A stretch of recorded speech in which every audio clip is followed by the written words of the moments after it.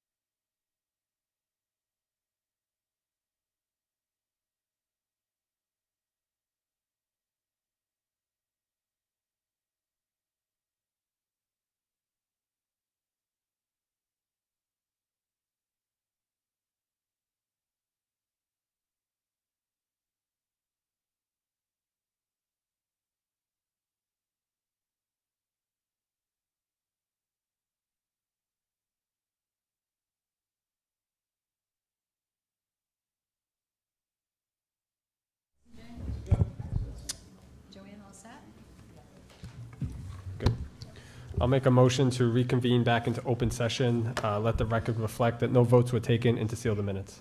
Second? We have a motion and a second. Any further discussion? Roll call, please. Mr. Biragad. Yes. Ms. Hamilton. Yes. Mrs. O'Hara. Mr. Ogier. Yes. Ms. Alves. Yes.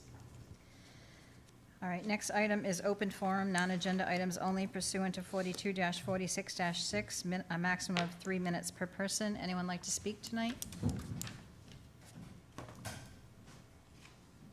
Did you want to? No? Okay. No? No? All right. No one wants to speak. We can move on. Next item, discussion by council vote or other action on payment of bills. Don't do it, yeah. I don't like that. Does anyone have They won't any like that. questions on the payment of bills? I have one question, Madam President. So Tony, I was looking at it again last night. David. All these Adobe Photoshop subscriptions, there's like, Yeah. I don't know, like 4 of them at like $273, one of them at $546. Is it like one license for the town, you're just splitting it across? And Correct. Is there a Yep. cheaper way to do it? That it was. Trust me. It took me like 4 or 5 months to find out that was the cheapest way. It was like every 5 you get a discount, and I even tried contacting them that were a business, that were a government entity. I tried every which way, and they were like, we don't care. Is this monthly? No, it's yearly. Okay. Yeah, no, Oh, God, okay, no. you're putting it Yeah, all no, in. no, it's yearly. Got Yep. worried there. Yeah, I'm trying to. One of my things I'm trying to do is move us into more of a digital age, and this is part of my, one of the steps. Gotcha. Yeah, this is for like every department head as of right now. Yeah, I just kept seeing them pop up, and I was like, oh. Yeah, yep. I just have a question. Mhm. On the light rentals from United Rental, it's under, it's under facility maintenance, but is that where that should go? Because is that for like community event? Wasn't that for like, Which number again? Sorry. oh, sorry, it's, number 190, 91, 92, 93. That would be. So that was. It says light towers for the 4312. park, spooky night, oh, that's restrooms. Yeah, that's Parks and Rec, 51190. But like the 52605, that's,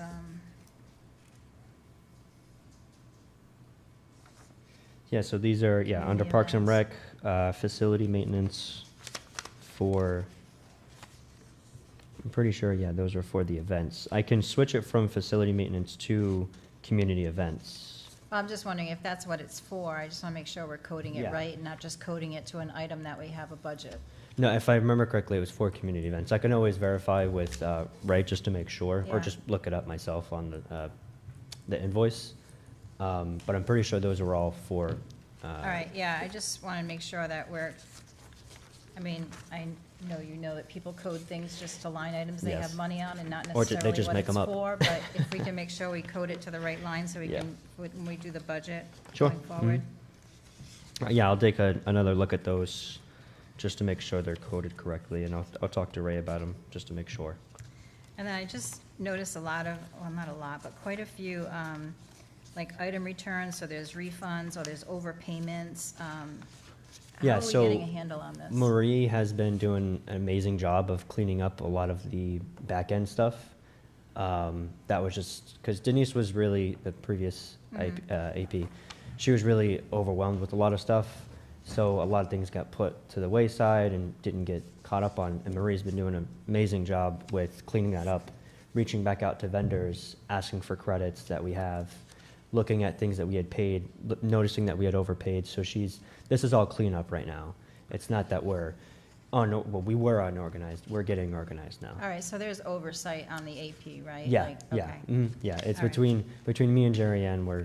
And So- Marie's doing a great job so far, getting the town a lot of credits Okay, and making good. sure we're not double paying things. All right, thank you. Mhm. Yeah. Yeah. I just have one quick question. The Tecton Architects, we have 1, 2, 3, 4, 5, 6 invoices. Are those the invoices that we just recently sent to you? Everybody looked them over, they Yeah. were approved, and we're ready to go? That was the ones to the chief and everything. Yep. Yep, Good, Yeah. okay, thank you. And the chief signed off on them? Yeah, I had made sure, yeah, me and Paul had Yeah. talked about it. He signed Okay. off on them, got them, and that's recorded Yep. upstairs. All right, great. Anyone have any more questions?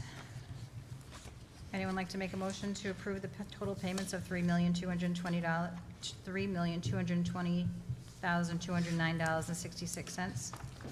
I'll make a motion to approve the Town of North Smithfield payment of bills in the amount of $3,220,209.66. That's a motion. Do we have a second? Second. We have a motion and a second. Any further discussion? Roll call, please. Mr. Biragad. Yes. Ms. Hamilton. Yes. Mrs. O'Hara. Yes. Mr. Ogier. Yes. Ms. Alves. Yes. I think just to get things moving tonight, we're going to move up the agenda item for B, discussion by council vote or other action on ordinance amending zoning ordinance Appendix A, Section 6, supplementary district regulations, Section 6.19, water supply protection overlay district, proposed changes to Code of Ordinance 6.19, water supply protection overlay district. Mr. Ogier? Thanks, Madam President. Let me just get situated. So as we all know, this is being continued from our last couple of meetings. And so I just wanted to kind of quickly clarify what's before you this evening. Just so everyone's aware, I spent a lot of time with both the planner and the solicitor going through this, updating, language and restructuring some of it so that not only does it clarify further what the intent of the committee's been doing all along, but you also find that it will essentially streamline this process, both in the current environment with the current regulations that are out there, and also making it a little future-proof in the sense of what's coming in 2024. So I'm going to quickly walk through some of the high-level changes, and then we can kick it over to the open hearing. So one of them is, we added a definition on page 2. For the GA water classification, just felt it was referenced in the ordinance, so it made sense to just add it as a definition. It's a minor edit, nothing really major on that one. The biggest change that you'll see in the ordinance in front of you is it removes the special use permits under 6.19.5. And in doing so, it replaces it with a revised land development project, water supply protection overlay. So you might be wondering, what does this mean? So this revision includes those uses that are required to undergo the development plan review process by the planning board instead of a special use permit approval from the zoning board. This is found on page 4. This process, as you'll see, references and points to section 17, I believe, of this ordinance, which outlines these land development projects. So it's essentially a familiar process that an applicant will go through currently in front of planning, with additional criteria added, as you see outlined in the application requirements. Those application requirements, I can just quickly go over. Most of them are the same from the last time. The only difference is that we added in on page 6. Just reference the DEM stormwater management rules, pollutant discharge elimination, RIPDs. It's a lot of state requirements that would already be required of an applicant in dealing with groundwater and hazardous materials, et cetera. So this more or less just becomes essentially a checklist that the town, you want to think of it as codifying it, has the ability to reference back and say, did you go through these things? And in some instances, it just provides recommendations. Not recommendations, but in some instances, like on page 8, under design and operation guidelines, you can see it asks for a list of all these materials and or toxic substances to be filed with the town for all zoning and planning applications. Any hazardous material handling training programs for the employees must also be referenced for the proposed business. And each document would then shall therefore be filed not less than annually or any significant change in operations with the fire department, which serves as the emergency planning district council. Things are already happening, but it's good to just make sure that it's there so that a future planning board, which may not be handling as many applications or whatnot, doesn't lose sight of some of the things that's important to preserving groundwater. And these things would already follow a lot of the EPA and DEM requirements as well. And just getting back to some of the other changes, and I won't jump around as much anymore. On page 5, we added in under the exemptions, we added in a detached single-family and two-family dwelling and associated accessory use shall be exempt from the LDP review requirements contained in 619 Water Supply Protection Overlay District. This is similar to other ordinances that we've referenced across the state, and makes sense to add there.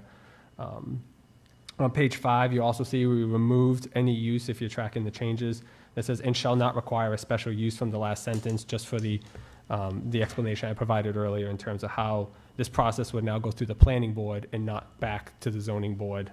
So you remove the back and forth process there as well. We rewrote the section 6.19.8.2, expert testimony, to include a reference back to the state law, RIGL 452358, and that incorporated language from the state statute found its way into here as well. Essentially, that statute allows for the planning board to have an expert hired with the cost, a reasonable cost borne by the applicant, which is similar to current applications. The planning board has the right to do that. We just felt it made sense just to clarify why the planning board has the right to do that, and by doing so allows the planning board to act on it. But it's not uncommon that they would require additional testimony if needed. Excuse me, Doug, what was point 2? The line 258, 6.19.8.2. Yeah, thanks, John. All right, thank you. Yeah, no problem. Let me know if I'm going too fast. You're going too fast. Am I? That's okay. I can slow down, and I can go back if needed. Yeah, so the part CJ has highlighted.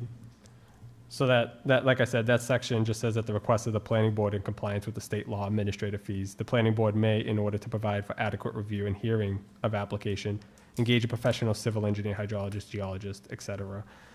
Said findings shall be provided to the planning board and applicant, and shall be a public document available for review in the planning office.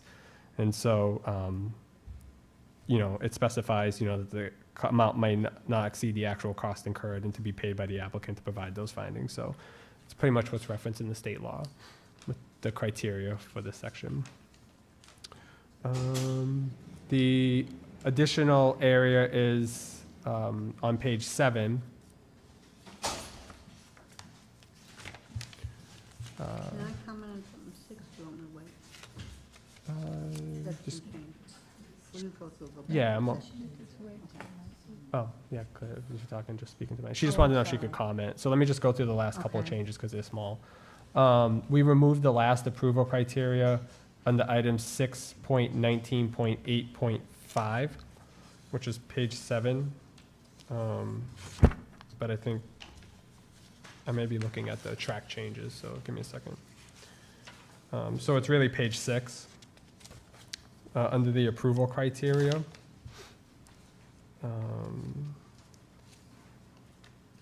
Line 306? Yeah.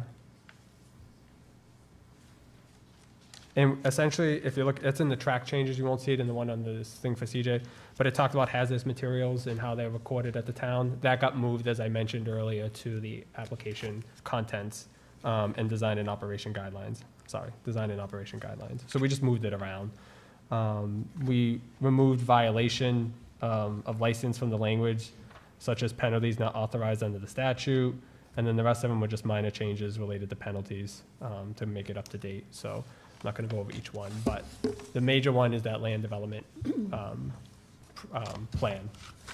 Could I see page 5 on that for a moment? I'm sorry. Yeah, that's I okay. parked one handbag and took the other. Under C.19.8.3, if we go to,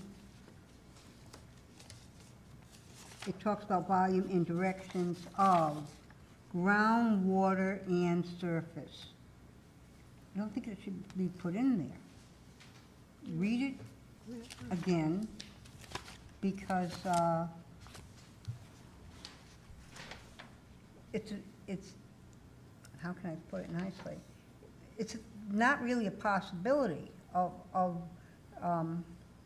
pinpointing anything like that down, as far as directions of either or.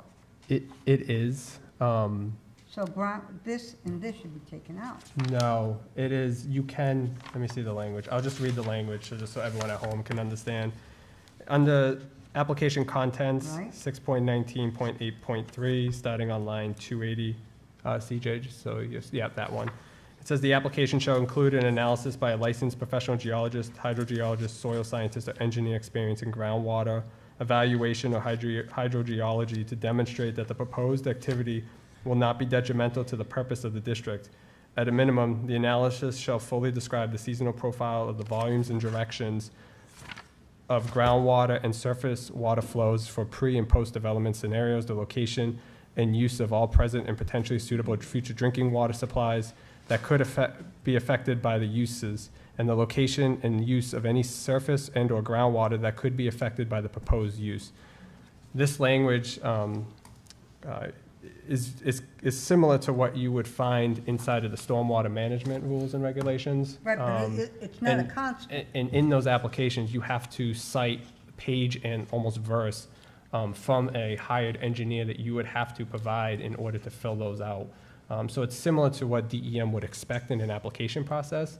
And I'm assuming if it wasn't applicable at that time, that's where if the planning board had required for the future study of it, then, that would be a real quick solution that a hydrogeologist or somebody in groundwater review, Yeah. an engineer would say, there's no need to study this because it's not feasible at this time. Doug, could I jump in here a second? Yeah.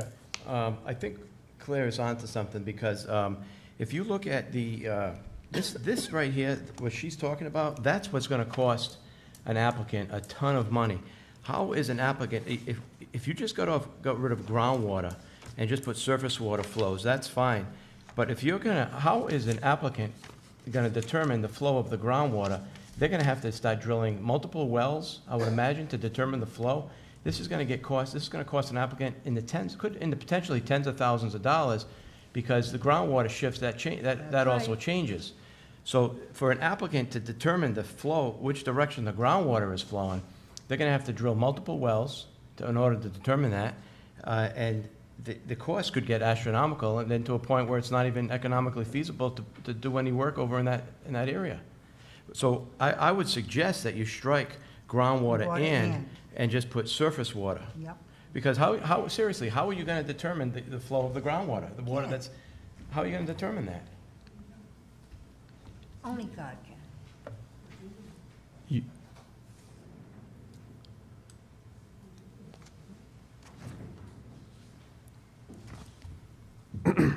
I think it's, that line is good. I think you should just strike that groundwater out of there. The only problem with removing the groundwater is that is a critical aspect of this whole ordinance, in all honesty. Because the whole purpose of this is to recognize the GAA and the GA classification of water over in that area. And I know there's been a lot of talk about high-capacity wells, but let's not lose sight that the majority of this ordinance is also talking about the recharge and the ground and the aquifer that is situated over there, to which DEM says we have an obligation to protect, and if it is polluted or contaminated, just like the businesses that are there now trying to fix and to try to, the word's escaping me right now, remediate that situation, and we should applaud them for that. The town also has an obligation to do just that as well, and I feel like if we strike that, that's going to be an unintended consequence down the line that somebody, not saying anybody would, hopefully, but somebody could use to take advantage of in their application, because it's possible. I mean, I would hate to think that that's that could happen, but that is, an applicant is going to work the ordinance to try to make their application more favorable. So I just feel like it's a safeguard and for the town to have. And I haven't heard anybody tell me how much that costs specifically for that, because I'm pretty sure DEM would also require it as well.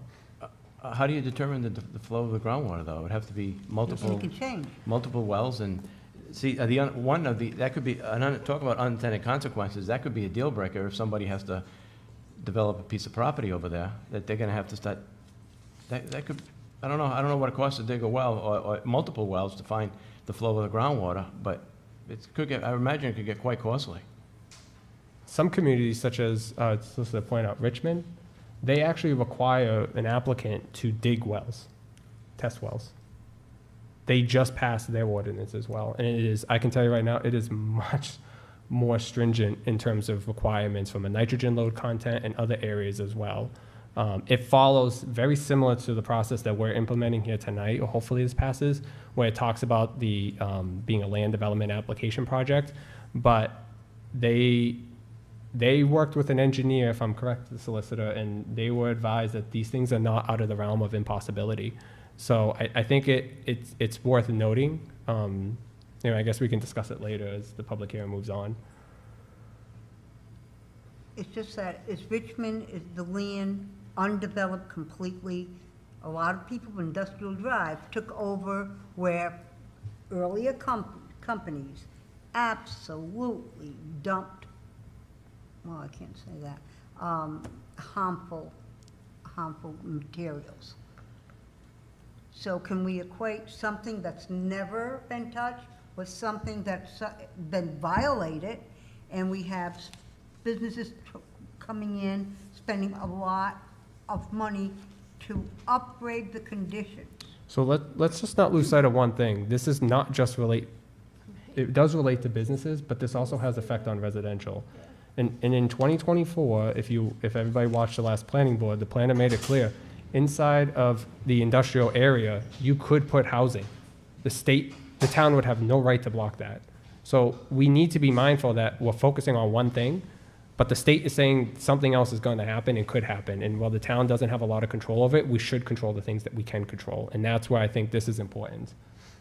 But we can keep debating it. I want to get into the open hearing, public Okay, hearing at but- least, and we can keep debating and, In a nice way. yeah. I just don't want to hold up the people here that are willing to speak. There's a lot going on.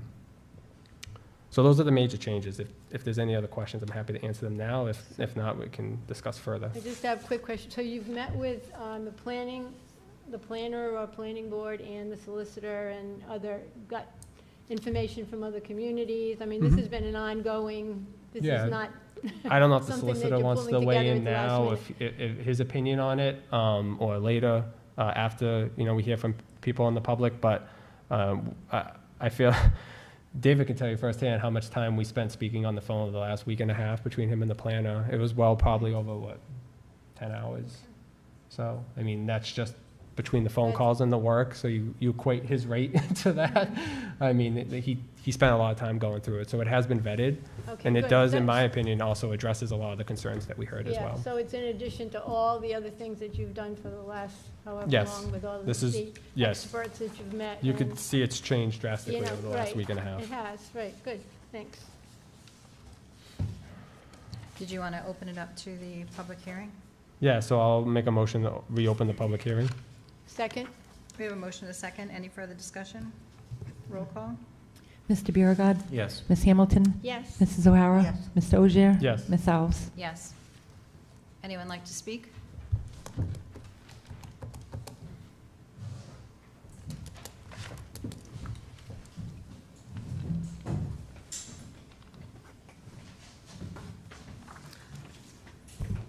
Good evening. My name is Gail Berlinghoff, 21 Bruce Drive. There are several people that wanted to come tonight, but unfortunately, they're still bailing out their basements. I am reading one tonight from someone who still does not have power, and this is from Christian De Resendes, 409 Central Street, and I'd like to read that into record. Good evening. On November 2nd, 2020, the North Smithfield Town Council, in a vote of 4-1, approved a plan to change the Water Supply Protection Overlay District map. This move allowed for specific lots tied to mixed or industrial uses throughout the town to be exempted from environmental regulation. By doing so, these businesses, some of which use harmful materials in their manufacturing, to do whatever they wanted without any oversight. At this meeting, Councilman Ozier, who was the only member of the council to vote against the plan, voiced his concern and said, "Before we vote, Are we thinking of what the potential impacts are down the line? We can't position ourselves to potentially create a bigger problem down the line if we don't stop, slow down, and actually pump the brakes and really make sure that these things are thought out. We're just going to be creating a nightmare that a future council is going to have to pick up the burden of, and the town is going to have to handle. Congratulations, you are the second future council, as the council before you already had to deal with it. Mr. Ozier's prediction was correct. How do I know this? Because I and many of the neighbors along Central Street and the surrounding neighborhood dealt with one of those nightmare scenarios last year. It is only my neighborhood that I can talk about this evening. 3 years ago, the council's vote exempted the land across the street from me right on the edge of a residential neighborhood, with homes full of families with young children that use artesian wells. All the surrounding neighbors have wells that now run the risk of possible contamination because a company that uses toxic chemicals in their manufacturing process purchased the exempted lot of land in the months that followed the council's vote to build a warehouse surrounded by wetlands to expand their operations. A company that never should have been allowed to operate there in the first place for reasons of environmental protection. Because this happened during COVID and because it was pushed through improperly, a whole bunch of people were unaware of this vote, 2 groups in particular. The first was Rhode Island DEM. As of a year ago, no one at DEM even knew about this. Had the town properly gone about the process of working with DEM, as they should have, to propose these map changes, no matter how long it would have taken, DEM, under state law, would have officially notified the second group of people that didn't know about it. That would be the abutters, which is why you see me here today. Rhode Island DEM would have initiated a public response and engagement process through which we could have all had the opportunity to comment and ask questions, but that didn't happen. Instead, this town pushed it through to please the businesses without notifying its residents directly. This potentially compromised our health and safety in the long run and created a series of nightmare scenarios. On top of that, this vote set up a chain reaction that led to unforeseen issues because then had volunteer boards in town that were not properly educated about these changes, who were forced into awkward and potentially dangerous positions of authority in the approval of industrial projects in newly environmentally exempted zones. Some of the newest members of these boards who show up voluntarily just to be helpful in this town didn't even know that such a map existed or even what an aquifer was. Therefore, the actions of the 2020 administration and town council on this map change must be amended and corrected. Over the past year, I have seen and heard the work of the North Smithfield Water Supply Committee. Their goal, first and foremost, has been to protect our water, and I've been impressed. Their research has been top-notch and thorough in their incorporation of working with seasoned published scholars in their areas of expertise at the collegiate university level has been a gift to this town. They have based their presentations on the science they work in without any invested business interest in this town. This committee also took the time to notify me directly as an abutter, as I received a letter in the mail a few months ago. As a resident of North Smithfield for most of my life, and as a researcher in my own filmmaking, I could not be more grateful for their efforts and their existence. Based on what they have presented and what I have learned of contamination in my own historical archaeology, the North Smithfield Water Supply Committee could possibly be the most important committee formed within this town in the past 50 years. As a business owner myself, I am not anti-business. Acceptance of these changes proposed by the committee should not be unfairly labeled as such. I am pro-health, pro-safety, pro-conservation, and pro-protection of our water, which this council should uphold. As a resident of Central Street, I am in full support of the proposed changes they have put before you. A vote for anything less would be pushing the clock back to 2020, opening the floodgates for more nightmare scenarios, and putting business interests ahead of the health and safety of its residents. I ask you to listen to this research and use it wisely. Kristen D. Resendiz. Thank you. Thank you. Anyone else want to get up and speak?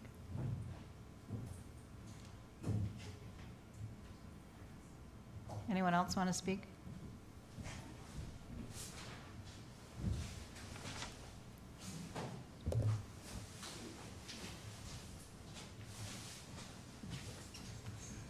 Leon Gillette, 49 Orchard Street. This will be brief. I think I've given you most of the information that I've had before, but I would like to address a question that I believe Mr. Beauregard has asked a couple of times now, and I don't think you've gotten an answer. The question is, why are we looking at making changes?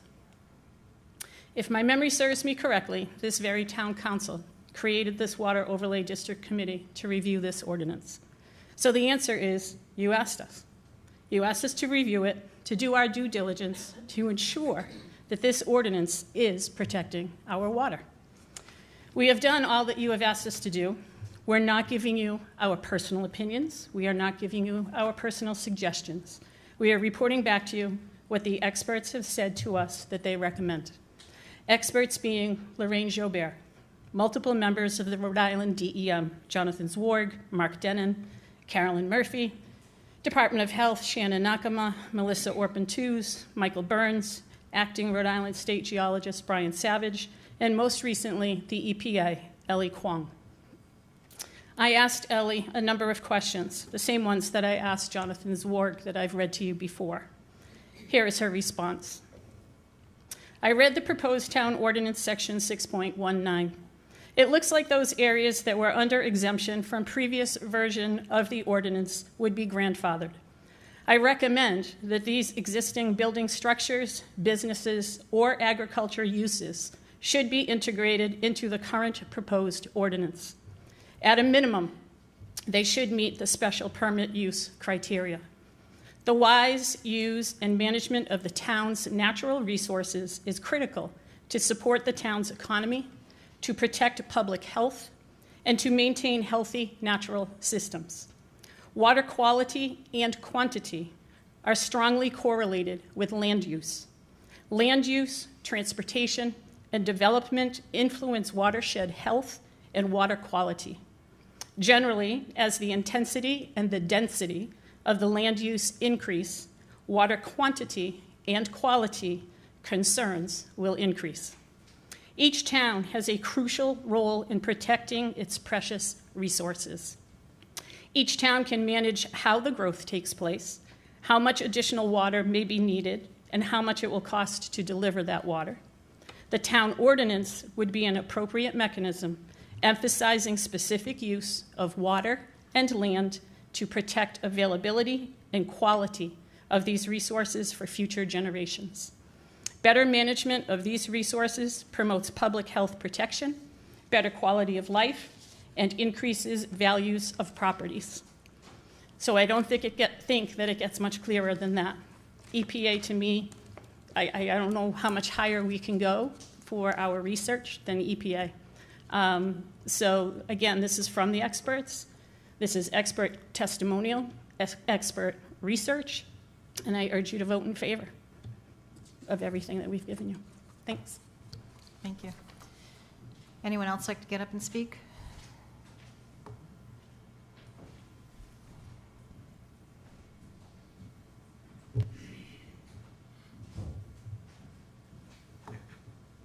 Carol Drainville, 750 Pound Hill Road.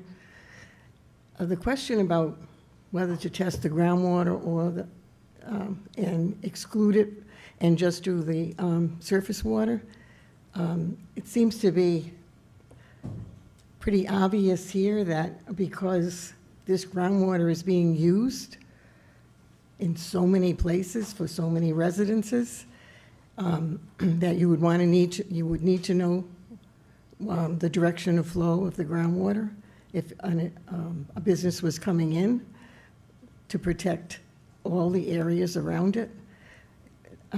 It's not an either-or situation. The groundwater is the recharge area for the surface water. So the question, I think, is how safe do we want our water to be? And the experts are telling us that we need to know both the surface and the groundwater. Thank you. Thank you. Anyone else like to get up and speak?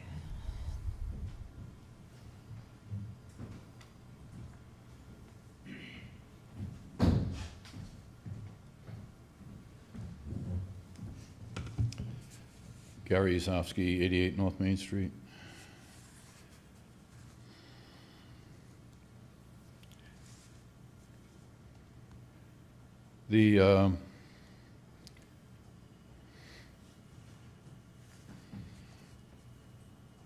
The comments I'll make on the ordinance as drafted, I think, are almost secondary to stating again, or maybe in different words, what I've said before. You know, I'm not opposed to regulation. I've been part of creating regulation for a long time.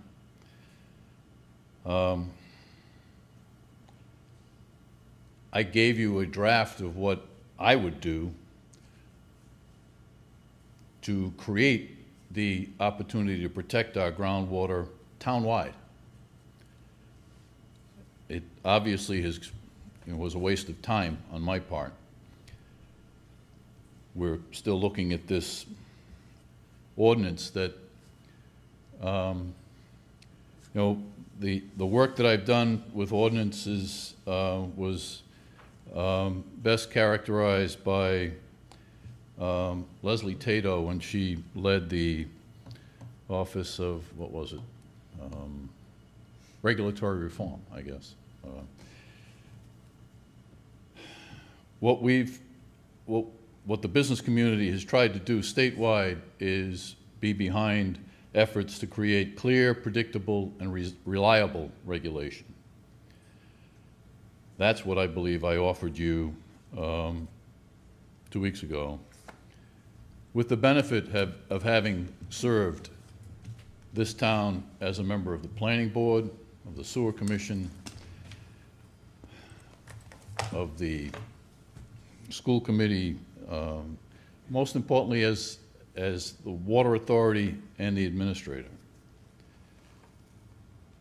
There are a lot of people that that have been called experts. You have nothing in the way of benefit of determining what their qualifications are. And you have nothing to actually determine what they know about North Smithfield.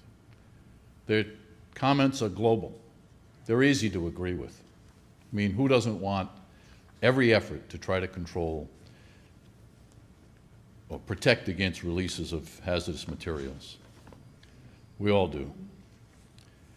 The problem is we create regulations to do that don't do it. They're not clear, predictable, and reliable regulations. One of the things about this proposal that demonstrates to me that it's not, or that it's more than what we need, is the obvious effort to create an exemption for the existing businesses. Why do we need that? If it is so good a rule, why do we need it? If it was clear, predictable, and reliable, we wouldn't need to exempt existing business or make exceptions for expansion of existing. We're reacting, and it was just said in many words, we're reacting to an application by one business that has never been found to have impacted the environment in this town. Hasn't happened. Been here for a long time. I don't know how else I can help you to understand that this isn't the way to go about it. But since it seems that we're headstrong on doing this, I will go to the details of the ordinance again and speak to those points. It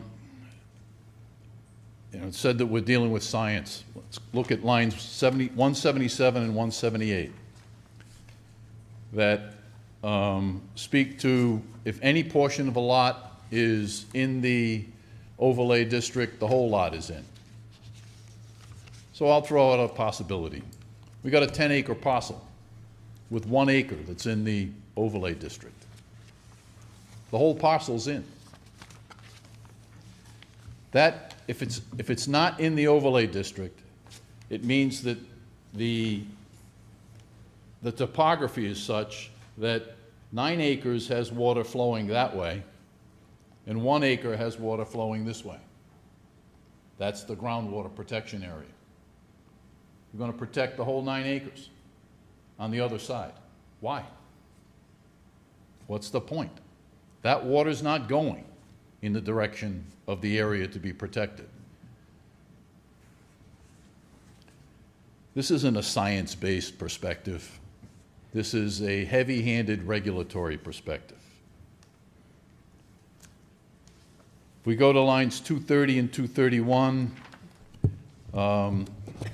this is the part, and unfortunately, because of the power failure today, I wasn't able to print out stuff, and it is the part that speaks to what are they called? Developing compounds of concern, sorry. The way those lines are written, a board member could, in town, could take up a position that there's an entity in Southern California that has a regulation or has adopted a standard for,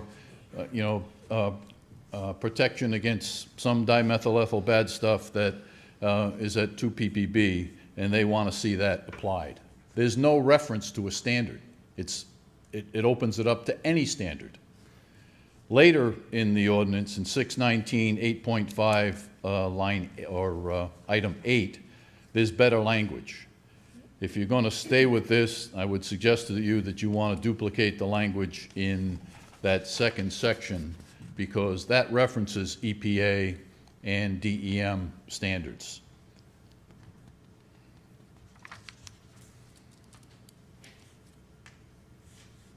And I don't have the line number, I'm sorry. In 619.7, it says a non-conforming use cannot be expanded. It's direct. It cannot be expanded. But then in 619.8.1, it says where lawfully established uses exist, they can add 20%. To me, there's a conflict there.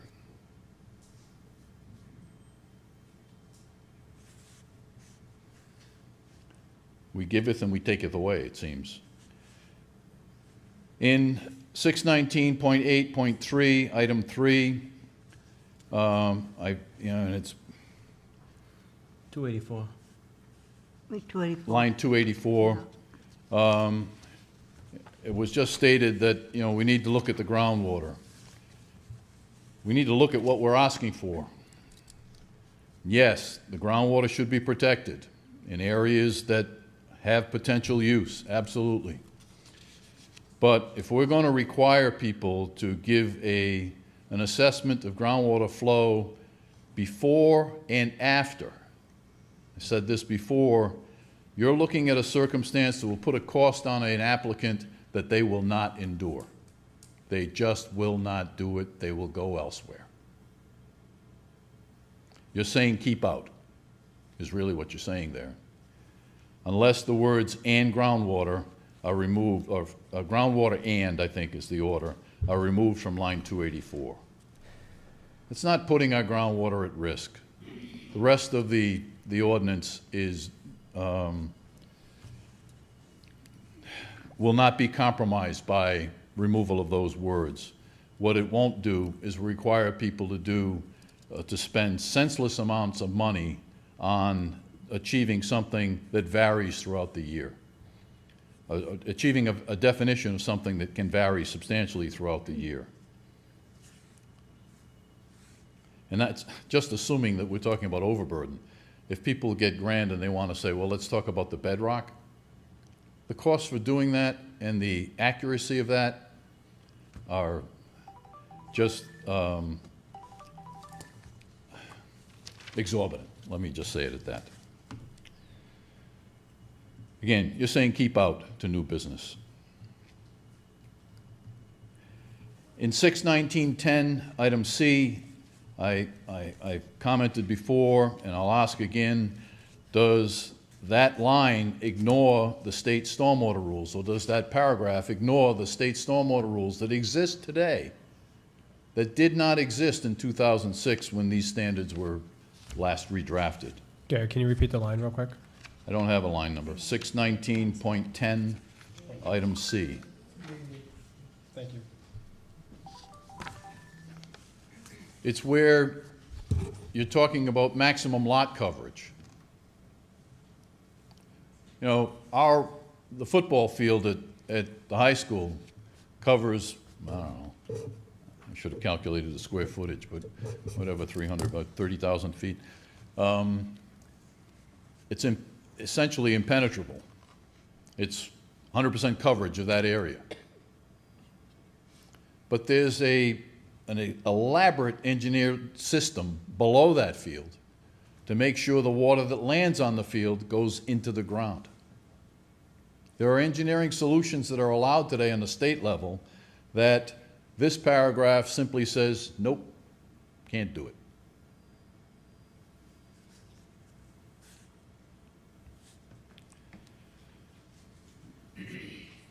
Lastly, in 61910, item D, I commented previously, and I do think that there's a worthy comment, the outside storage of oil, whether it be on residential property or commercial property, if it's above ground and outside. The biggest risk that I've seen from those tanks, beyond the circumstance of them getting to be 50 years old, is where they tip over because they're not on a solid foundation. In spring, fall circumstances where frost is melting, 2 legs of a tank will sink into the ground while the other 2 legs are still on the frost just because of the angle of the sun, and the tank tips over. If we're going to do this, we should do it in a way that achieves something. It's what I've been trying to say. Again, am I opposed to regulation? No. I'm opposed to bad regulation. And what you're looking at was bad regulation in 2006. As I said before, I developed the tagline, a RBP, what was it? Yeah, RBP, a really bad program, back with the greenhouse gas compact group. This is a better really bad program, a BRBP. We can be proud of it. We can think we're doing great things. We're not. We're creating barriers for industry that should be allowed to come here. We can do that. We can encourage them to do things, do the right thing with the 1-page draft that I gave you at the last meeting. They will be encouraged to follow every every applicable rule, and pointedly directed to file reports to the town to say that they are, and give you the opportunity to pull their license if they're not. You don't have that here. You've got nothing like that here. If they're here and they're not complying, how do you know? You don't. If a new business comes in and says they're going to do everything that needs to be done, and then they don't, how do you know? This ordinance doesn't give you that. What are we really trying to accomplish? That's what I think you should be asking. Thank you. Thank you. Anyone else?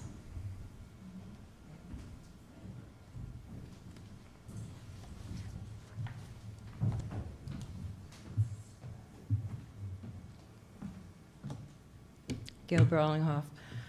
I would just like to say that the items that Ms. Ozowski was talking about were in there. We didn't do anything to them. So He was there in 2020.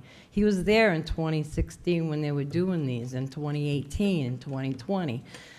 Maybe not 2016, but why wasn't it changed then? It was supposed to be so clear and precise. It wasn't changed. So why all of a sudden now is it a big deal? Why wasn't it all done then in 2020? That's what I want to know. Thank you. Thank you. Anyone else?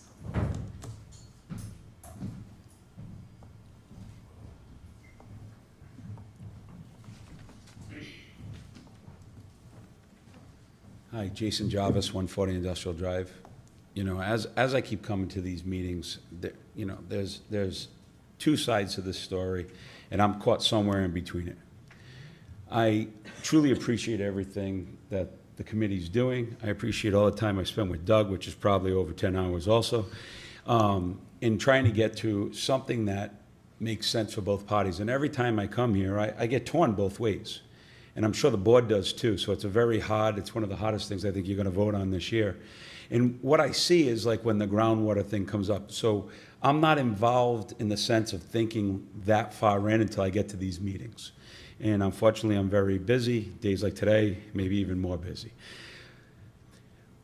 What I would ask is, Gary has brought up a couple great points, I believe, which when it says like you're in a zone, 10 acres, and he says 1 acre goes this way, 9 acres go that way.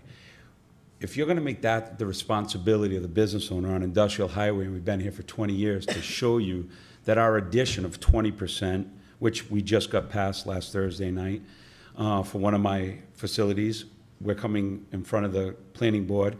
I know a lot of things would be streamlined. Me and Doug have talked about it. We're going to be coming here. We're going to ask for another addition on the dealership. We're looking to build a huge project at the old Zenith Phillips project, which is probably one of the most precious pieces of commercial property in Northern Rhode Island that we own. I mean, that this town has, and that is actually here. It has more water, more sewer, more gas than any other project that has 17 acres of land. So these are the things that I look at. How much of it is the town's responsibility to show us where this groundwater is going? As a business owner, if something is zoned and I go and I spend $2 million purchasing, $1 million to knock something down based on what it's zoned, and then all of a sudden that can change on me, that's where I'm afraid. And I want the board to know this. We've made millions of dollars of investments in this town and have bought a lot of property. We have about 40 acres on the industrial park that are not developed that we own right now. So think about going forward and saying, well, now it's my responsibility to show you where all this is going. I mean, if you're on that industrial park, I bet you we all know it. But to have to go and say this is what it is, I would think that the town has to take a little more responsibility, allowing something to be zoned a certain way, than not allow, and then saying, no, you can't do that because you have this. I agree, I'm responsible for the surface water. DEM makes me responsible for the surface water. If that's through bay savers, oil separators, catching the basins, allowing me parking lots in certain areas, catching which would never happen years ago, we have to catch our rainwater off of our building and put that into the same systems. So realize as a business owner what I have to go through to get these things accepted, to then find out that I can't do it because I have 1 acre of land on a 20-acre parcel. I would hope that there would be exemptions that will allow us to say, okay, well, that, as long as we pitch that land towards here and put the right catch basins in, that whatever I'm doing in that building is not going to make a responsibility. Once you start allowing people to make those decisions based on certain rules, obviously it becomes harder for the business owner. So I believe we spent so much time. I truly appreciate both sides of the story. And like I said, I'm caught in the middle because I am a business owner. I care about the kids. I care about the water. I don't want to get into that stuff. I think we've banged our heads so much on those things that that's not why I'm here. So please realize that from the business standpoint, and this is a tough time of year to get people here and do things, a tough day anyways. I appreciate everything. Doug, everything that we have put together, and is it better than what we had 4 months ago? I do believe that it is better. Is it perfect? I don't know if we could ever get there. I will say that I would like an open mind on where the future goes for this town. It's a very fortunate town where we don't have a ton of debt. We still have the ability to grow. We have the ability to take care of our kids, our high schools, our middle schools, our elementary schools. We're able to borrow money, spend money. Those business owners that are going to come into this town are going to make a huge difference in the future of this town. I'm living proof of it. I've spent over $500,000 in this town this year in taxes. Some of them weren't mine, but we bought properties and had to fix them. And we've done a good job fixing them. And we plan on bringing a lot more employees into this town, which are high-paying jobs and very important. So please understand that. Let's not scare the next business owner away, and make sure that we're doing what's right for the community, not just for a committee or just to make sure that we can put our foot down when we don't like something. And I think that would be very important when you're thinking and you're deciding your vote to where will we be 10 years from now. Water is obviously our most precious resource, but let's not stop the businesses from coming into this town. Thank you. Thank you. Anyone else like to speak?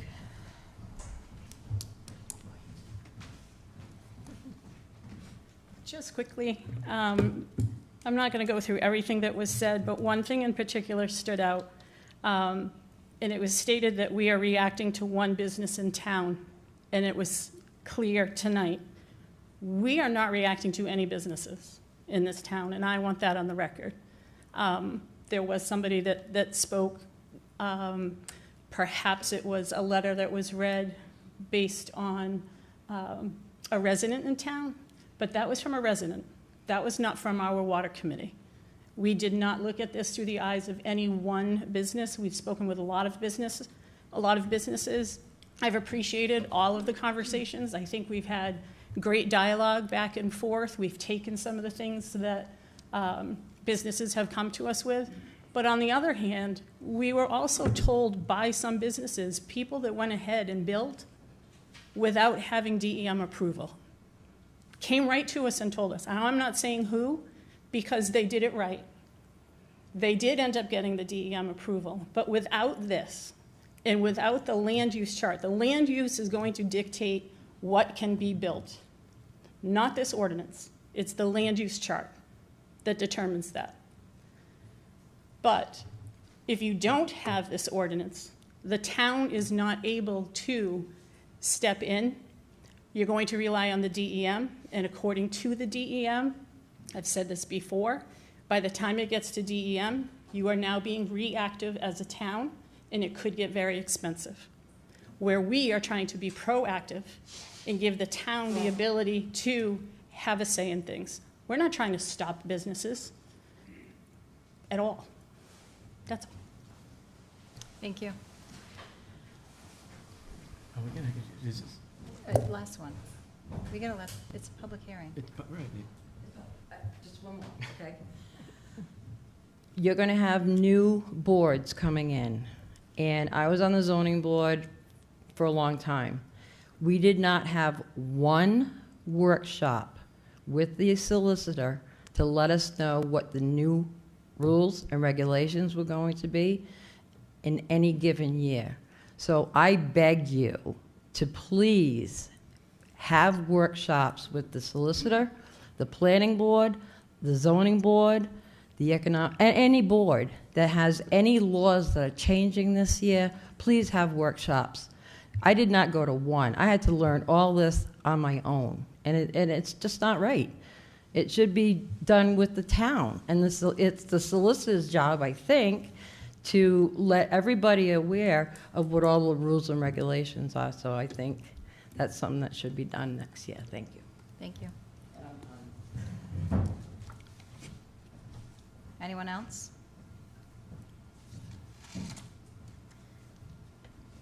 Doug, I just have one question. Sure. On 6.19.10D, the residential storage tanks. So I understand how the businesses have to comply with DEM and all their rules, but people that have these storage tanks, how do we, because they're the ones that are obviously in residential with wells and stuff, how do we go about this? Like people that already have them, we can't change that, right? It's just housing going forward? Yeah, so anything that's already been, that's already existing is, pre-existing or grandfathered in. So this would be on anything new. And this language was all reviewed by the solicitor and the planner, and there was no inconsistencies that we found at this time. Is it perfect? No. But, we did look at this very detailed, so there was no changes recommended for that line. So may I just ask, so it does say an impermeable base, Right, right? So it won't be on grass? Correct. It won't be in the mud, it won't be in? correct. Okay, good. Should we close the public hearing before we discuss? We have to discuss during the public hearing, right? Or how does it recommend it? You can discuss an open session with the public, or you can go into, it depends on whether you're gonna have the public comment afterwards. If you wanna close public hearing, that's up to you. I think we could probably close the public hearing. Yeah. I don't know what the thought is. So then I'll make a motion to close the public hearing. Second? We have a motion second. Any further discussion? Roll call, please. Mr. Biragad. Yes. Ms. Hamilton. Yes. Mrs. O'Hara. Yes. Mr. Ogier. Yes. Ms. Alves. Yes.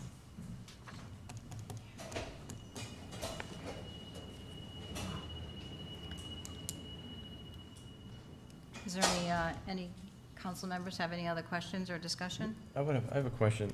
If we truly want to protect the groundwater, we all do, and first of all, it's just a matter of how to go about doing it that we differ in opinion on. It's not that we don't believe that we should be doing it.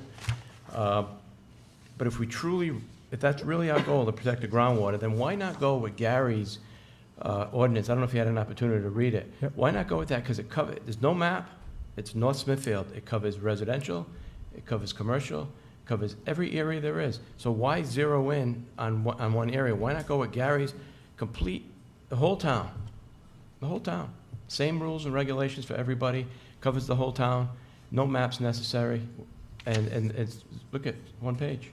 So just so that the public knows, I did look at Gary's one page, and I did incorporate a few elements into it. I hope everyone recognizes that. He brought up some good points. And so, we did listen to him at that meeting, and we've listened to him and his opinions at every meeting in which he attended. The problem that you're going to run into is that when you start researching what other communities do, they exempt single-family homes and two-story dwelling units. So the ordinance would only really affect towards condo associations or large-scale residential development. So that prevents, under this process, that would prevent, say you're going to build a home, from going in front of the planning board. You wouldn't want every home that's built to be flooded through the planning board. They just wouldn't be able to keep up in the event that happens. And you're going to find that, and there's some instances where, I don't want to get too much into it, but the planning board's also going to then be, their hands are going to be tied in the sense that the state's going to say, it's allowed, regardless of what the town thinks or not. So, as this ordinance will get looked at again as it relates to 2024 and any additional changes, but it was scrubbed to a level of detail where hopefully any changes that are made are very minor. I don't disagree with expanding it a pond outside of the groundwater overlay area. The only reason that it's always focused on the groundwater overlay area is that is the district boundary that has been established by DEM and as such for decades now. I'm fine with changing the language to say, as it relates to DEM in terms of district boundaries. That's how it was originally written. We can go back to it. The reason we changed it was that we were told that it was not specific enough, and that how are you going to enforce if it's 1 acre land? So you can see how the board and myself, as we listen to people, get a little bit confused when some instances it's not good enough as originally written, and now it's changed and it's no longer, it's too burdensome. So at some point there needs to be a middle ground, and most zoning ordinances say if it's a partial part of the lot, it gets included. That was what Mr. Nigerian's commentary was, is how do you identify it? Because it was originally the district boundary. I'm fine with relooking at that language and saying it's just a district boundary on the current map as provided by DEM, but I don't think that, I don't think that's the concern that we should be fully hung up on, but I'll leave it up to what the council thinks as well. So you're thinking ahead also of the 2024 Yep. regs, right? Yep. Coming down the pike, Yeah. so to speak. Yep. That's what the intent, as we moved towards the passing of this, the intent came to be focused on an ability to make it effective both now and in the future, depending on when this was to be adopted. And just to look at, you know, the hydrogeologic study that was brought up earlier, you know, the town of Richmond is a current example, right? They hired an engineer, as I was told, to look at and help craft this. And they came up with 3 things in a hydrology evaluation. Determination, the current, maybe 4, there's more than that, but I'm just gonna focus on them. Determination of the current and past use of the property and whether there are any known concerns about the water quality. A geological assessment including groundwater classification, flow direction, contributing watersheds, bedrock, soil types, soil strata, thickness and composition, and a description of the surface water and watershed characteristics. They also then, I'm not going to get into it, require test pits and other things. And a lot of these things you'll find are coming from DEM directly. If you go through and look at all the various applications and forms you have to fill out, you have to provide a lot of this stuff. And that's the way that this ordinance is written is no different than how some communities, and the solicitor has advised on it too, you reference state laws. So that's why, and you look in the application criteria, we didn't come up with anything that's not out of the realm of what, actually it's specific, objective. A business would know exactly that they need to comply with 250 RICR 150053, the groundwater quality rules. They have to meet EPA and DEM hazardous waste and reporting as defined by industry, 250 RICR 14010-1. You know, that it will have no adverse environmental impact on the water body. 250 RICR 150-15-3, like the water, all these rules are from DEM. We didn't come up with these. And I don't want to get caught up in debating credentials of people at EPA or DEM because those people are hired based on their credentials. I don't think it's this board's place to say, well, DEM and EPA, those people don't have any valid input. EPA is the highest regulatory body you can go for drinking water. So we're going to trust the science. It can't be, well, you can trust the science, but as long as it's not coming from DEM or EPA. So I just don't want us getting caught in all of those types of conversations because I think we would be doing the town a detriment in not looking at and debating the merits of the ordinance as it is, not credentials of people who are employed by the appropriate regulatory bodies that would oversee and grant permit approvals, et cetera. So I just want to put that out there as well. To address the other concerns, the impervious area for each zone area shall follow. I did ask the planner. He said that the town does have the ability to add additional percentages for impervious limits. That's up to the council to hear. But I know I got a little bit off topic, Councilman Beauregard. So to answer your point, the reason why this group has always focused back on the map is in the areas within the map is that's how this ordinance was always written. And the reason why is that it looks at that recharge aquifer area, which is the only area in that part of town that has that GA classification. So we decided to stay within the district boundaries. But as a group, we have discussed if it should expand. And that's up for really the council to determine if it wants to. I mean, and up to the council to determine if they want to expand it upon just that one site. I think you'd have to find that you wouldn't just be able to have a one encompassing thing. You'd want to come up with different districts. So you'd have the aquifer district as it is now. You'd have a different part of town that has a different recharge zone or aquifer or whatever water flows running through it. And that's how a lot of these communities have it. They have one blanket ordinance, and then they have like 2 or 3 different subsections of it, which I know everyone wants to not get confusing, but that becomes really convoluted because now, you know, you could be dealing with not just one ordinance, but 2 ordinances. Maybe some have different criteria than others, and which one are you going to rely on? So that's kind of why we stayed away from that. Now, I think the last thing we want to do is say, Mr. Jarvis, you have to comply with 2 different sets of rules within the town because of how we carved the lot. So, and we also didn't focus on any one business. Anyone on the board, if they were to tell you, I made it very clear, this is not about any particular business or any particular decisions that were made from the council or the planning board or whatever. This is about what are we doing forward, and what are we doing looking forward at how are we gonna protect the quality of life for residents in our town. And that's really where the intent was. I just want that to be thrown back, because that keeps coming up, and that is far from the truth.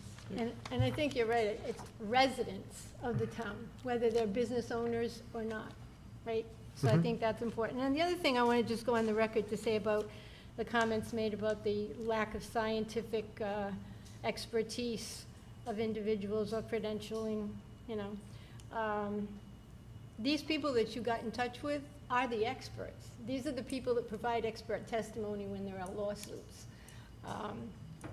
They're highly sought out for their ability to be objective and not to look at one particular community and provide, you know, a subjective approach to something. And I don't think that we need subjectivity right now. I think we want something that provides an overview, and it's always something that we can revisit, always something that we can revise.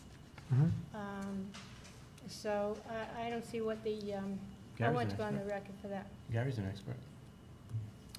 He might be an expert I don't think it's field, appropriate but to I be don't discussing the credentials of one individual, Right. because I- in a legal matter, the plaintiff and the defendant are gonna hire their own expert.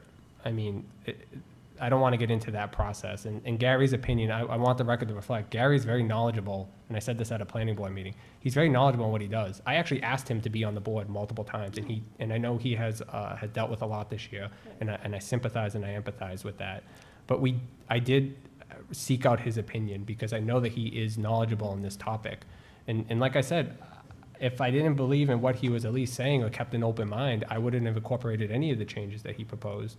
And so I think the open-mindedness needs to go both ways. And it's really a balance and a middle ground I think that we need to find here, because, you know, one or two bad decisions, like, you know, that you don't know what is going to happen in an area. What happens if, you know, the responsible business owners that are here today and 2 generations from now, they sell their land? We don't know what the future's going to look like, and I don't want to get into the assumptions game, but you don't know. You could have somebody sell their business and they just don't say they say they had a falling out with the town, and they're like, whatever, we'll just sell it, and you didn't specify, and you weren't subjective enough and objective enough, and the town is going to be in a position where it won't be able to defend itself because it didn't come up with the appropriate objective criteria. Like the special use, for example, if you don't have the objective criteria going forward, it's a right-of-way use. So that's why the time was spent to make this as future-proof as possible, and to remove the subjectivity, and to update the language to match state laws, and to listen to the experts to make it a better project. And like I said, is it perfect? No, but as Councilwoman Hamilton mentioned, there's always opportunities to improve it. This is going to get looked at again when we do our full review of all of our zoning ordinances, but hopefully by then, this is one less ordinance that people have to look at. It's optimistic thinking, but. May I ask a question? Yeah. I'm just going to Sure, yeah. bring it to a more realistic kind of Yeah. scenario. I have a very small business. I mean, one-man show, a couple of part-timers once in a while, but if I decided that I wanted to grow a little bit, and I talked Jay into selling me a couple of acres of his 40 acres on Industrial Drive, and I wanted to put up a steel garage, how am I ever going to afford to do this over there? I can't, it's impossible. You're making it impossible for me to do that. I could never afford to get those wells tested. I could never afford to figure out what the flow, what the direction of flow is going to be for the groundwater and all that stuff. You're pricing me right out of expanding. You're pricing me right out of North Smithfield. So I think the argument here has been a little bit muddled, right? In the sense that DEM is the one, I mean, Mr. Jarvis kind of mentioned it. He cares a lot about the surface, but DEM is forcing him to care about the groundwater too. I'm just paraphrasing. DEM in your stormwater management plans and a lot of the things we reference is requiring you to submit these things anyways. So the issue really isn't with the town, the issue is with DEM. If you think that there's barriers to entry there, then I would say that you should talk to your local representative or call DEM and say, hey, can you clarify this? The town is not in a position to say we know more than the town, than DEM. The one part that we discussed that could be quite costly is trying to determine the direction of the groundwater. And I would have to come up with drilling wells and trying to figure out direction of groundwater when all I want really is a steel garage and a place to put my truck.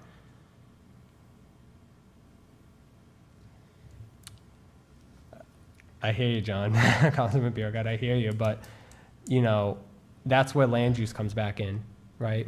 I mean, you can always file for a variance at the state level, you can always file for a variance at the town level. You know, some of the criteria may not even be applicable for you as it navigates through DEM. That's, the intent of the ordinance here is to allow the planning board in the future to have the ability to be objective enough that if they find stipulations, they can enforce these things. And if they're not applicable, to say, well, these are why we find that they're not applicable anymore. You know, I think the solicitor brought it up. It's kind of removing the ability to say, well, it's not harmonious or it's not that. So you are not left confused as to why your application was approved or denied. But, I mean, at the end of the day, there needs to be a level of consistency, and that's really what it is. I mean, you could go in that same situation, and the planning board could say, without these stipulations, could say, okay, you need to require with all of these plus X, Y, Z, 1, 2, 3, A, B, C, and there's really not much you can do other than appeal the decision. So the planning board has some power to navigate this, and this is really just saying, did you do the checklist against the DEM requirements? That's all it really is at the end of the day. It's a checklist for the town to ensure that the reporting is there and that these permits have been filed and approved. And if DEM greenlights it, the town is not really in a position to say we know more than DEM, nor can they in that instance. It really comes down to, at that point, is the use allowed or not? And if the state says, and if the town says it is, then it can go forward. If the town says no, then it doesn't matter at that point. It's a no use. And I am going to add one last thing. I think this is the first time we have had a business person go to the extent that Mr. Jarvis has to work with you all. Town means a lot. And if we would have had a lake, he would have had a house on it. But he wants the best. His sons are working with him. So you know it's going to be a generational type thing. And we may not have agreed all the time. But as we both explain, it can come to a point where we can. And let's face it, your father would have said the same. But it's nice to see this without going up throats or anything else. And now, if he ever gets up for work tomorrow, I'll be very surprised. He has a long ride home. Thank you, Walt.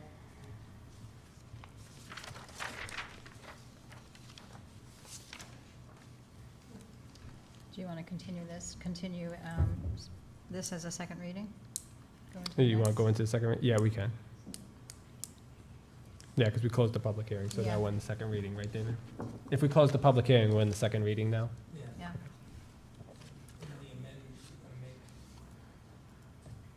David, I just want to ask you, because you spent a lot of time reviewing it, from a legal perspective, what's your, Again, my focus was basically on two major issues. One was, should we eliminate the special use permit process in light of the new 2024 law and substitute it with the land development process, which is where the planning board operates at the zenith of their power?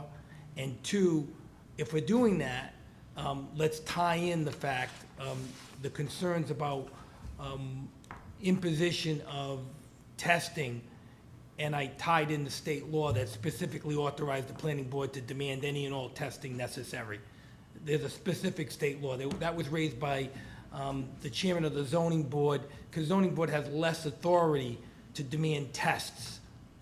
So this is there was a confusion because the special use permit process, as this was originally written, was going to be handled by the planning board, not the zoning board. But there was some confusion about that, so we eliminate that. It's a development plan review process that's going to review this criteria. So the criteria is being reviewed by the planning board under the development land review process, and they have the authority to require any test that they already do. They don't need us to say it. State law already does that. So those two were the 2 points that we picked up at the last meeting to kind of, eliminate this whole conflict or potential conflict with the special use permit changes or any implication this might end up before the zoning board as well. This is not going to the zoning board unless you're not zoned. If you're not zoned, you're not zoned. But if you're zoned to construct the building and develop the property, you're gonna go to the planning board for land development review, and this criteria is gonna be part of that review. That's the way this works. As far as the technicalities of all the experts, I have no comment on that. I didn't meet with them, didn't speak with them, didn't spend a year and a half working with them, and I'm not going to weigh in on that. You have to make those decisions. But there were some comments made back and forth, and I think the VP was going to address some of those comments. I would note that two comments made by the administrator. One, I just made a note of it, and I think his comment about, it's a technical one, about whether 16.196B, this is his question, should be replaced by 1619.8.58. Yeah, David, I was going to make the recommendation. We just changed That it. was a comment made by, that was one comment, and so that's something you should consider, because it seems to be saying the same thing, but 8 seems to be saying it with clarity. Yep. And again, I'm not an expert, I'm just suggesting it's clearer. And then 2, the other comment that was made, again, again, this is a technical thing, but it was made, 16.193, last sentence, about any portion of a lot in, the whole lot applies. Well, there is, in the Richmond statute, they actually address that. And in Richmond, they specifically provide this language, and I'll just throw it out there and council can decide. The requirements of this overlay district shall apply only to the property included within the district boundaries, regardless of the location of lot lines or zoning district lines, unless otherwise specifically provided. Now, that's what Richmond, that's what they do, instead of, when you have a lot that's partially in and partially out, Richmond says, the reason why Richmond does that, I spoke with they do that because they strictly incorporate DM's map. You incorporate DM's map, but you describe your own district, your own overlay district. Richmond just says, our district is DM's map. I'm being oversimple. I'm oversimplifying. So for that reason, they're not going beyond DM's map, regardless of whether it is, you own 1 acre in there and 10 acres out, 10 acres are out, 10 acres are out. That's the way they apply, because they're not applying their overlay district requirements to anything but land within the aquifer aquifer district identified by DM. I'm not saying you're gonna do that, I'm just saying that's what they do. So that was the only 2 comments that Mr. Abzowski that I think the council needs to think about. Do you want to potentially include somebody who has 10 acres and only has a half acre in the district, force them to comply with all these requirements on 9.5 acres out of the district? And I don't know. I don't know how expensive this stuff is. I'm hearing expense, but those are the 2 comments I heard that, and I don't know, VP, were there any other comments that jumped out at you? No. We did kind of talked about those 2 comments We with the did. planner as well.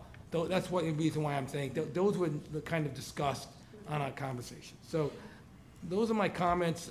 I think those 2 legal issues that were raised at the last council meeting have been satisfied. The technical disagreements and debate will continue to be there, but, that's up to you all to sort out. Can I make an observation? Typically, when we write a resolution or an ordinance, we come up with the plan, we come up with what we want, we give some bullet points, and then we hand it over to the solicitor. The solicitor draws up the ordinance, the resolution, or whatever, and he brings it back to us for approval. Remember with the grant writer, everybody's, it's not the grant writer, it's the process. It seems like we kind of didn't follow the process here. The process would have been to have recommendations made, hand those recommendations over to the solicitor, and then solicitor make the changes. Instead of at the 11th hour, the solicitor, you're having a 10-hour conversation with the solicitor to try to for him to go back and try to fix all the possible, legal hurdles that this thing, we might run into. The process that since I've been on the council, this is my third term, we come up with the ideas, hand to the solicitor does the work, he gives it back to us. That's not the way that process wasn't followed this time. So I don't believe we have any real clear-cut process, and if we do, then I apologize for that. But, I want to go back to August. This was submitted for the council packet. If it should have been flagged by, and not putting David on the spot, but if we're talking process only, so I just want to clarify, nothing against you, David. But if the process should have been followed then the process should have been, hey, Councilman Oja, I need a month or two to review this. Okay, I see what you're trying to do here. And David and I did speak, and I was under the assumption that we would have the public hearing and then we would do this back and forth game where we continue to revise it as such. So I think as a council, we need to clarify that process because, I think one could also argue that you could have the public hearing and then do your first and second readings, where you then would incorporate all of your comments and criteria that you were heard of, against or for, those types of arguments could then be reviewed. David could have 2 months to review it and say, give me 2 months to really vet this and sink my teeth into it. And then for first reading, we come back, and if there's any small changes, we can make those changes at second reading. We kind of do it a little bit backwards in general, so I think as a council, we need to look at the process. But this has been in front of the council since September. I always said it's an open working document. If people provide good reasons why we should change something, we should listen to them. But I don't think we didn't follow the process here. Could the process be improved? Sure. I think that's valid. And I think to confuse this with the grant writer, they're two separate things, just my opinion. But, I think at the end of the day, this could have been pulled by the solicitor or anybody and said, hey, let's look at it. I mean, if the last meeting, if David said to me, hey, I think I need like 2 months to look at this, I would have said, okay. I mean, he alluded to that he needed some time to look at it, and I was amendable to that. I could have easily just said, Madam President, call the vote, but I didn't. So I think at that point, it's not on one group or one person. I think the process itself from how we approve ordinances probably needs to be written in our rules of order and clarified at the beginning so that we don't end up in a situation where we're having to burden people with trying to catch up and try to formalize things. Yeah. So just to put some points. So when this first was on your docket, just so you have some historical perspective,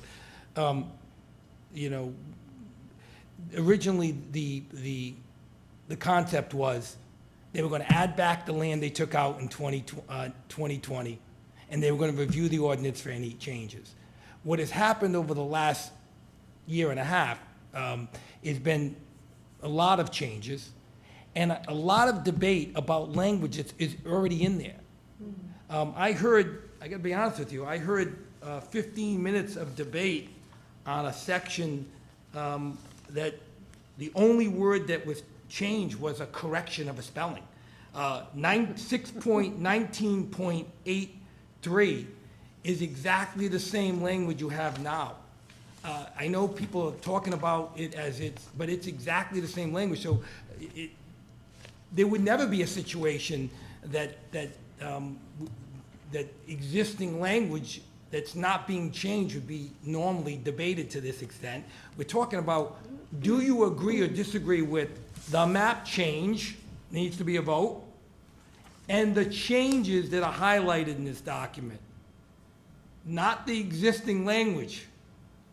There's no proposal about existing, what you're looking at 99% of this document is existing language. We're having a lot of debate about existing language. If you don't like the ordinance, then scrap the ordinance, but I don't think the committee went into the existing language. They left existing language there, and they only added things that they thought. They did modify something. They struck language and or replaced language, but we're debating existing language tonight, on at least 5 occasions that I heard. And I just want to point that out. You need to look at the mocked up document and say, what are we debating there? Well, we are debating an existing language. Nobody's proposing to change the existing language. I just throw that out at you because I think there's a little bit of that too. There's a lot of disagreement about the ordinance itself, and I get that. But that's not really what's before you. It's, do you want to make the changes to the ordinance? Not do you want to reaffirm the existing language is on your books. If you want to do that, I haven't heard anybody say, let's repeal something. I just throw that out, so that to keep things in context. But I just, not to weigh in on debate, but to focus your attention on changes. And, we don't have the resolution in front of us, but it is on the agenda tonight to revise the resolution. But we did agree on this resolution to form the committee, review this ordinance, and work on it. So we did talk about this, and that's why we had the committee do it and not throw it in your lap. Like, that's the whole process we've been going through. That's why the committee was formed, so. But I do think that Councilman Beauregard's point is well taken, VP's point is well taken as well. I think, and we talked about this, it'd be, if there was no ordinance on the books, the answer would have been the committee should have come up with ideas. Ideas should have been submitted to the council. The ideas would come to me, and I'd write the ordinance. What happened here is there was a reviewing of existing ordinance. It wasn't draft this. It was, we want to look at something that's already in existing. I think there's where the confusion is. Councilman Beauregard's right. Clean sheet of paper would never be drafted by a committee normally. It would be drafted by me. Right. That's the way the council does it, usually. Doesn't have to be done that way, but 99% of the time, you tell me to draft something, and I draft it. Right. But That's there not was what already happened here. something, right. So, again, we're getting caught up in a little bit of the Right. process, and I'm not trying to, I'm Let's happy to, move on. all I can tell you is, we looked at this, we made some legal changes to it, a lot of technical changes based upon planning's comments, and I didn't touch anything with regard to engineering comments. Okay. I have nothing to say on that, nor would I. If I was drafting it from scratch one, I would be telling you need to hire an engineer. Right. You need an engineer to, and that's what Richmond did. They hired an engineering firm to draft all the engineering aspects of the ordinance, not the solicitor. Because I kind of reviewed this process with other cities and towns to see how they did it. So I don't know, I'm just telling you that so you have a complete understanding of where we are and why we're here, as opposed to. All right, Mr. Ogier, do you want to submit this as the second reading, or did you want to make any amendments, or how did you want to go forward? I think I will submit this. I'll just make the two recommendations the solicitor brought up. I think one is for consistency purposes, under 619.6 prohibited use, to make it match and read as follows. Contaminants of concern shall be regulated as health standards become available by RIDEM and EPA. So that's how our line 230 and 231 will become that, which matches approval criteria, and it matches what's inside approval criteria. And then, Mr. Solicitor, your language regarding district boundaries. Do you agree with that concept? Yeah, I see what Richmond did, I see what other communities did, I'm fine with modifying that language. I can give that language to the clerk. I read it to you in the record, and that would, if you Can you want just reread it again one more Yeah. time?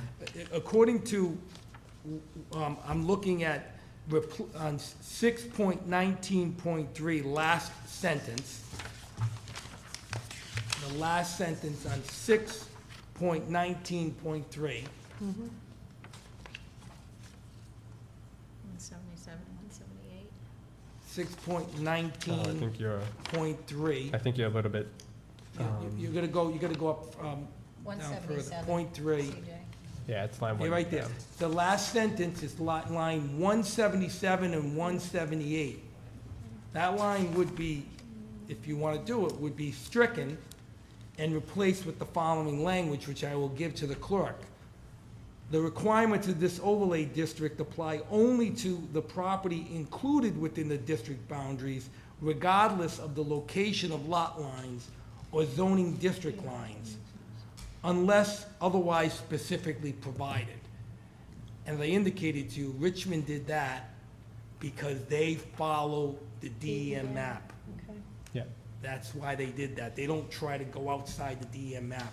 And I think for the most part, you do follow the It does DEM follow map. DEM, yeah. But that's my understanding. So if you, that would be, was recommended. I don't know if the clerk got that. Did you get that if I gave it to you? Those would be the only two Why don't edits that have I you would make type up recommendations that on, language? yeah. Can you see that language where you have it in your notes? You see So it? you want to make a motion to submit this Not at the whole second reading paragraph. as amended? Yeah, I will, once David's ready. Quote.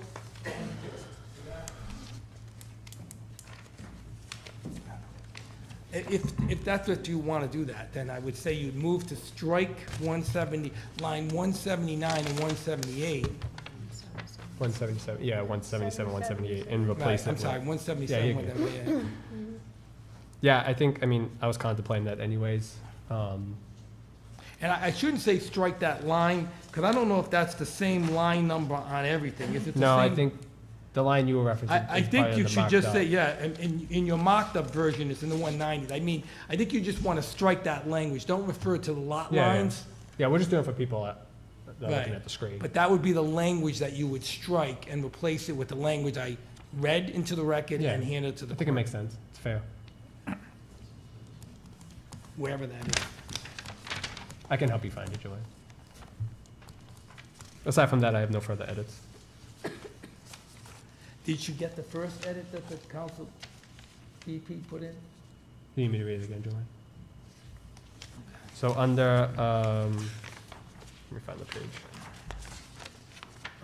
It's page 5 on the final for adoption, under prohibited use, where it says contaminants of concern shall be considered and regulated as health standards become available.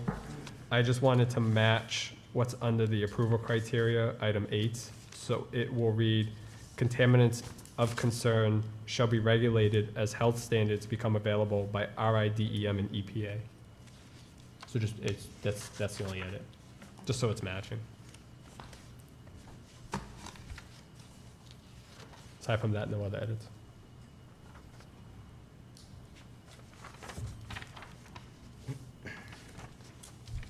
Okay.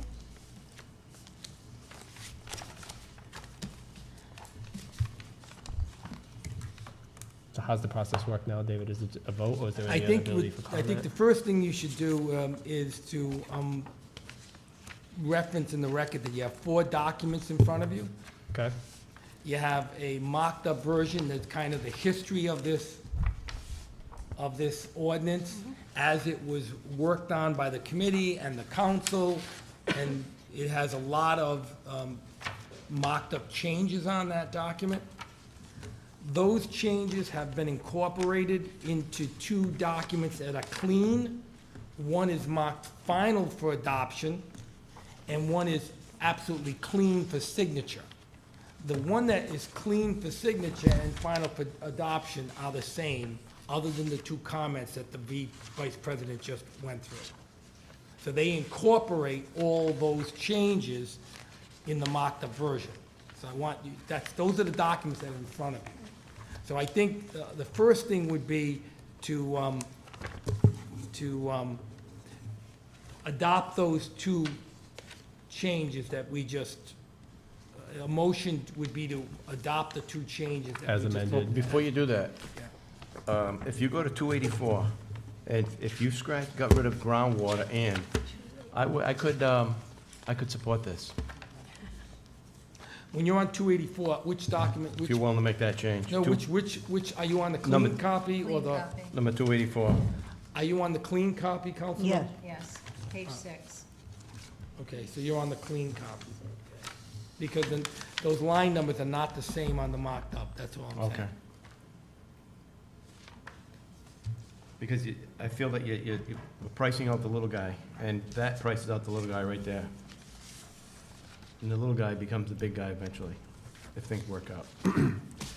would you, Why don't you move on each one of those amendments separately? so the 2 that we made, Why and don't then you we can take each discuss one this third one? separately, and you can continue to, there's no motion pending yet. No, But we there's were a just discussing discussion. the process. Just to see whether or not the council's in support of making those 2 changes to the working document. So we can make the changes, so a motion for the amendments, and then before we adopt, Oh, we yeah. can discuss for. You're we can gonna make a discuss this motion further, for this. Mr. Why don't you take each one separately, Okay. please? So, Madam President, I can make a motion for the first one. So I'll make a motion for, to approve the amendments, do I have to read what the word is? Yeah, I or- would take each amendment separately. So Yeah, but do I have to read it I would verbatim? read them again. I'm gonna need your help on the other one. I will. So, then for a motion, to approve amended language, online, I'm just gonna reference it for the purpose here. Under, actually, I won't do that. For a motion for amendment on 619.6 prohibited uses, item B, to be rewritten as such. Contaminants of concern shall be regulated as health standards become available by RI, DEM, and EPA. Second? We have a motion and a second. Any further discussion? Roll call. Mr. Biragad. Yes. Ms. Hamilton. Yes. Mrs. O'Hara. Yes. Mr. Ogier. Yes. Ms. Alves. Yes. And then, I'll make another motion to approve the amendment under items, under 619.3 applicability, the last paragraph to be rewritten As follows. as follows. The requirements of this overlay district apply only to the property included within the district boundaries, regardless of the location of lot lines or zoning district lines, unless otherwise specifically provided. Second? We have a motion and a second. Any further discussion? Roll call. Mr. Biragad. Yes. Ms. Hamilton. Yes. Mrs. O'Hara. Yes. Mr. Ogier. Yes. Ms. Alves. Yes. Now, I would like to make a motion to strike the language in section 6.19.8.3, section 3. Just strike out the two words and on line 284, groundwater and. Now, for the record, rather than refer to The number? the line item, it's 6.19.83 subsection 3. 3. And you're on the second sentence in the paragraph. I don't see it that way, but yeah. Well, that's. Yeah, so, Yeah, the second Yeah. sentence, yes. In the paragraph. Okay, yes. And you want to strike the word Groundwater and. groundwater out of it. That's your motion? And. And. You want to strike, that's your motion? Yes. We have a motion. Is there a second? Second? We have a motion and a second. Any further discussion? Roll call. Mr. Biragad. Yes. Ms. Hamilton. No. Mrs. O'Hara. Yes. Mr. Ogier. no. Ms. Alves. No.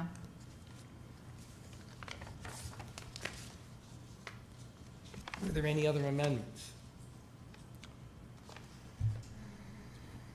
I do hear the concern as it relates to, sorry, the potential cost. I think, Mr. Solicitor, correct me if I'm wrong, there's two types of subdivision requirements, right? There's a major and a minor. This may get a little more detailed than what I'm hoping for, but is there a way to delineate the level of requirements for a major subdivision, since we're really talking about high land use, industrial use, right? And I think Mr. Biragad's point is, what about like a smaller business that maybe is looking to, I'm not looking to kind of split hairs here, but I know that that's carved out, I think, even in our own zoning ordinances, so is it satisfied elsewhere if we make a switch to delineate? Well, again, I don't want to speak for the planner, but Yeah. here's what I'm going to tell you. If you look at we had a discussion about this, 6.19.5, up on the screen, please.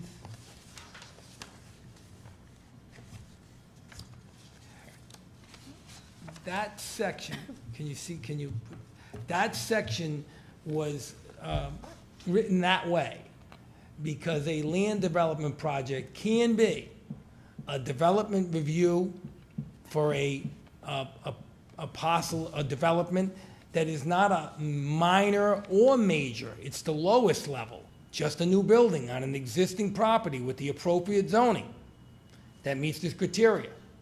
Or that will trigger a major land development if you are a major land development. It triggers a minor development if you are a minor development. That's why that language is used. Instead of, Richmond breaks it all down. They go development plan review, minor and major. What our plan had said is we're going to use it as a land development project, which is defined as all three, any one of those three, depending on the type of development, the number of structures, and/or number of lots. So if it's 9 or more, it triggers a major land development. If it's a use variance, triggers a major development. Requires a road, lots of things trigger major. Minor is 9 units or 9 lots or less. And a single lot that has no relief in zoning in any form or fashion, meaning no use relief, no relief at all, is a land development project. That's a development plan review that the planning board would look and only look at this criteria only. So that's what that's the concept of what he's doing.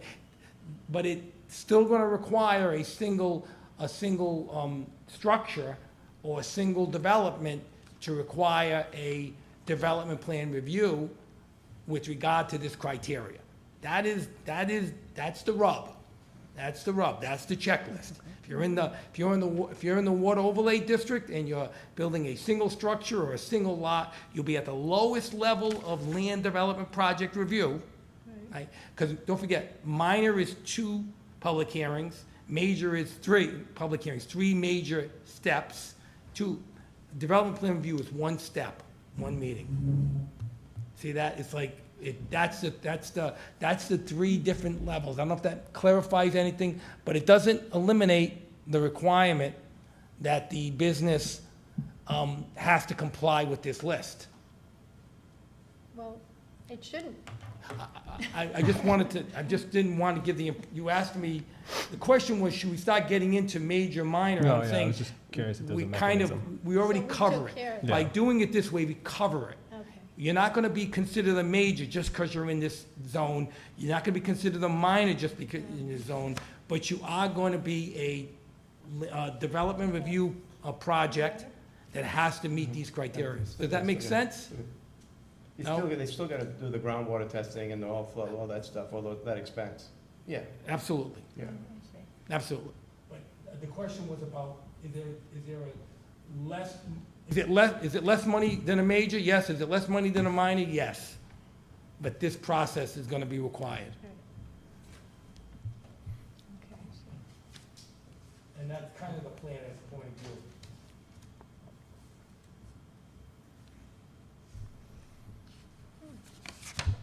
Any other amendments?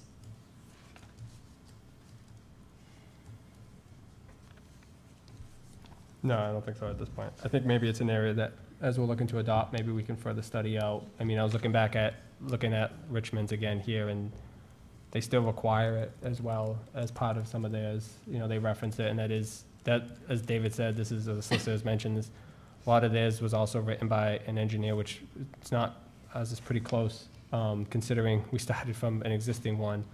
And I know DEM is depending on, you know, if it's applicable, and so, I think we can further study it, and maybe as the town's looking to adopt its own regulations, maybe it's an area and part of the land development review criteria. As that gets modified, so will this get modified as well. Sounds like that's really the way it should go.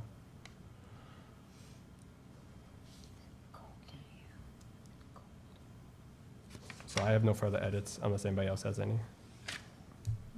Anyone else have any other amendments? So now make a motion to approve as amended? That's correct. Now, when we say as amended, we're talking about incorporating all the amendments as shown in the mocked-up copy, but in the final form, right? Correct. In the final form, With the ones we discussed with the today. ones you discussed. So I just want to make sure that you're getting this final form approved. I'm trying to make it easy for the clerk, so no, she's not going to be able to turn this into this. No? This clean copy for signature is the document you should approve that incorporates all the mocked up changes, plus the 2 you made tonight will be added to this document. Yeah, this final clean copy as amended Yeah, I tonight. think that's the cleanest way to do it. Is that clear? Yep. And I would call this a, I guess it would be a